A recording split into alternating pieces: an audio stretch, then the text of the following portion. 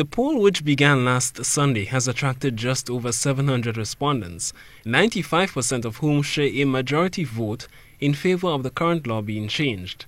According to the poll, only 6.3% of the respondents agree with the current law remaining the same. The poll was open to Grenadian citizens and residents, requiring them to pick the best response which represents their views on the current laws related to marijuana possession. Though 9.6% of the respondents agreed with decriminalizing the drug for medical purposes, 59.1% agreed with decriminalizing for medicinal, recreational, and spiritual or other purposes, while 25% believes it should be completely decriminalized. Brooke Smith Lowe says the poll will remain open until 2,000 responses have been received. She believes it is important to have such information available to help drive political will.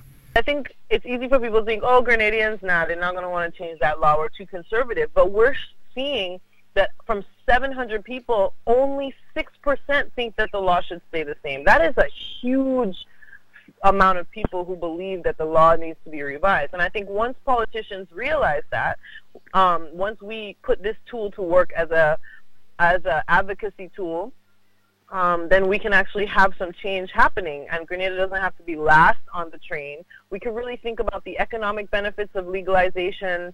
We have such fertile soil here. We really could have an industry around marijuana production for export, for medical purposes and otherwise, but also locally, once we have these figures, we can do more locally in terms of considering medical marijuana as a treatment. She is also of the opinion that if people continue to be vocal on the issue, government will eventually amend the laws to suit. For one joint or for a piece of a joint, their lives can essentially be over. You have a criminal record, your ability to sustain yourself is diminished, and you become a burden on the state.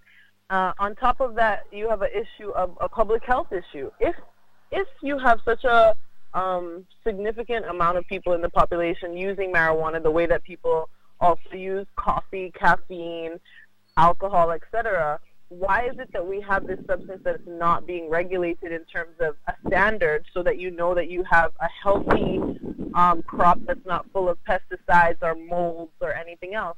Miguel Payne for GBN News.